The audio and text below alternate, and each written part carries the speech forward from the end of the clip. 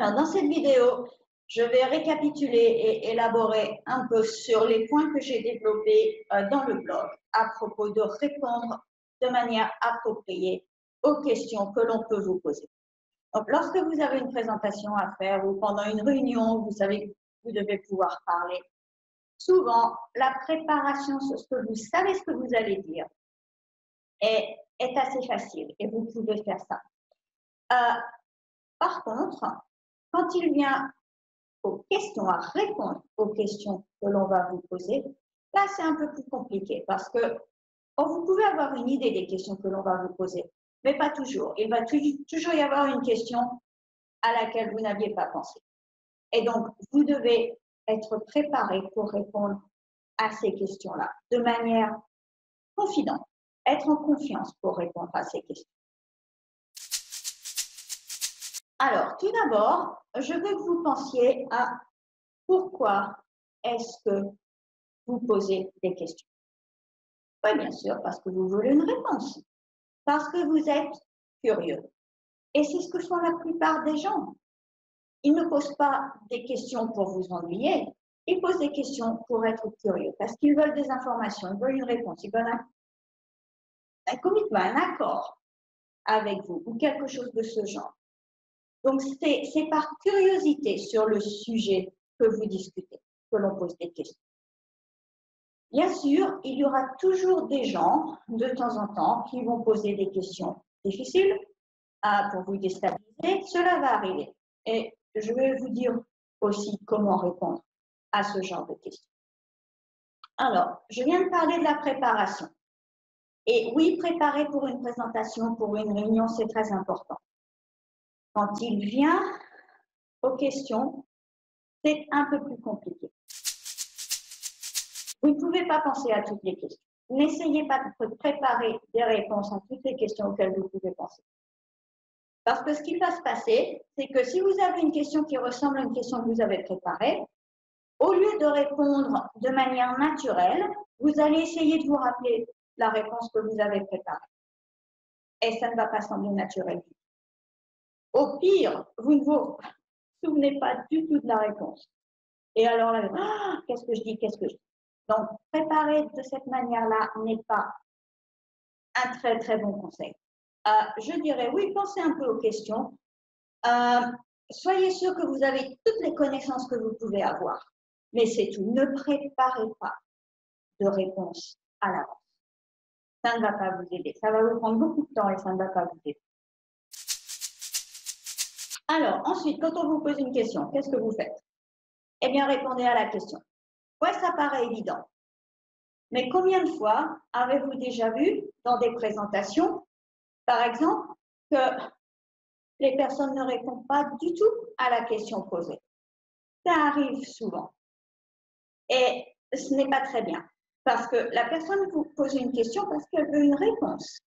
Et si vous ne donnez pas cette réponse, la personne ne va tout simplement pas être contente avec ça. Alors, tout simplement, répondez à la question. Ne répondez pas à autre chose.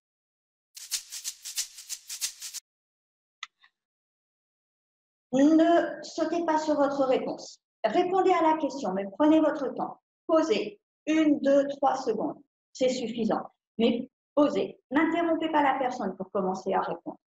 Simplement, attendez quelques secondes avant de répondre pour rassembler un peu vos idées sur la réponse.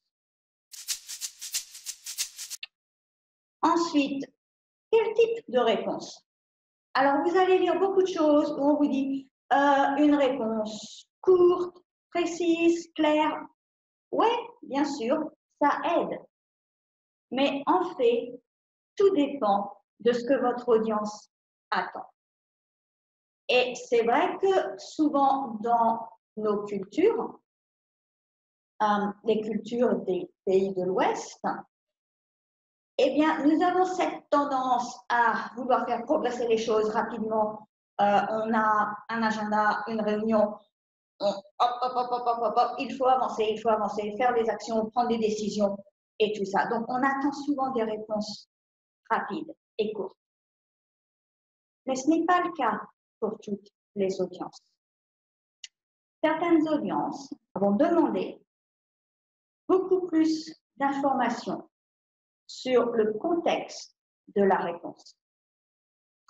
Ces audiences vont aussi faire beaucoup plus attention à ce qui n'est pas dit et à tous les messages que vous envoyez avec vos expressions faciales, vos gestes, le ton de votre voix, comment vous vous comportez pour répondre à la question. Donc, je dirais qu'il n'y a pas une recette spéciale pour répondre à une question. Le plus important, c'est adapter votre réponse aux attentes de votre audience.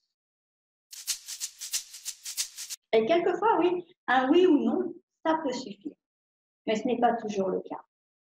Et ce n'est pas toujours le cas que les personnes attendent une réponse rapide à la question, une réponse courte.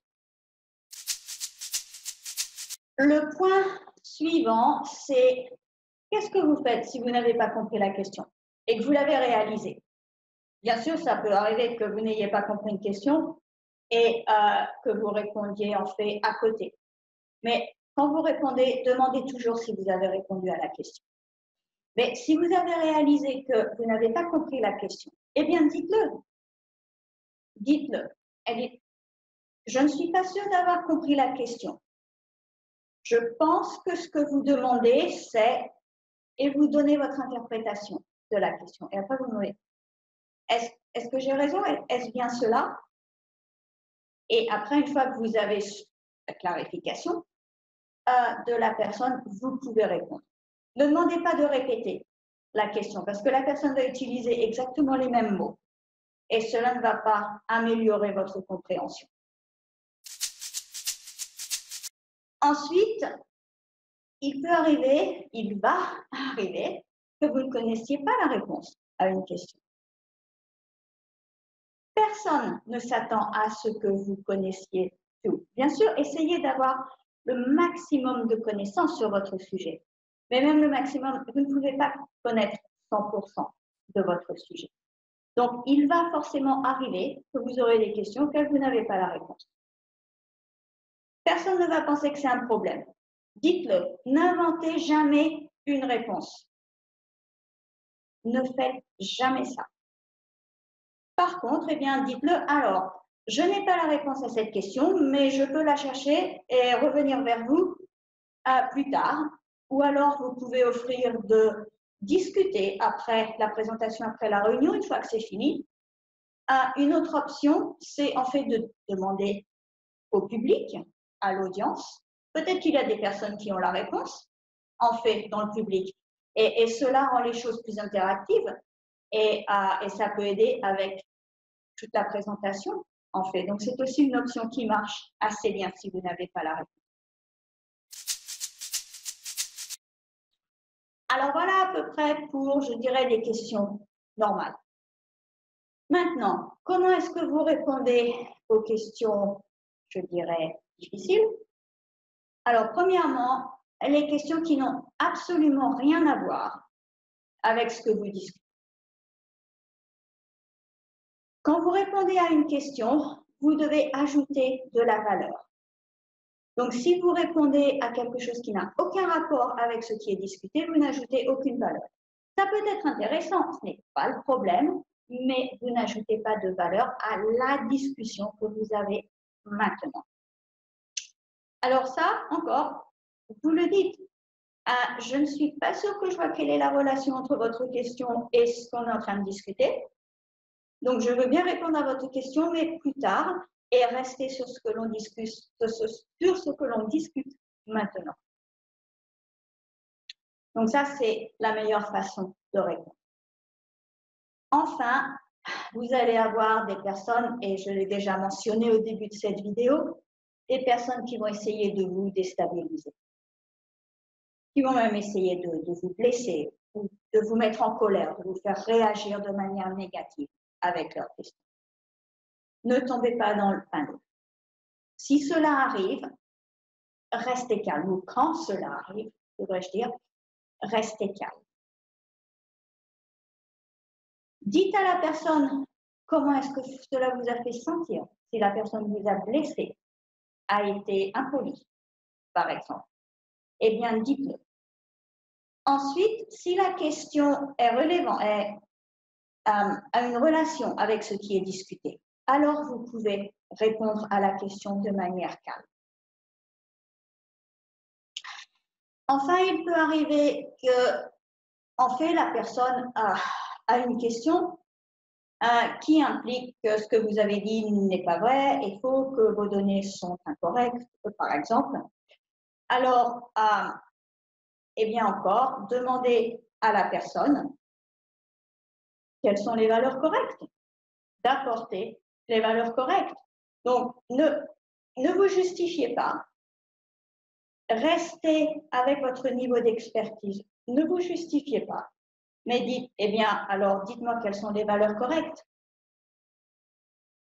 La plupart du temps, si c'est simplement pour essayer de vous déstabiliser sans aucun fondement, la personne va simplement arrêter. Elle va voir très rapidement qu'elle ne va pas gagner avec vous.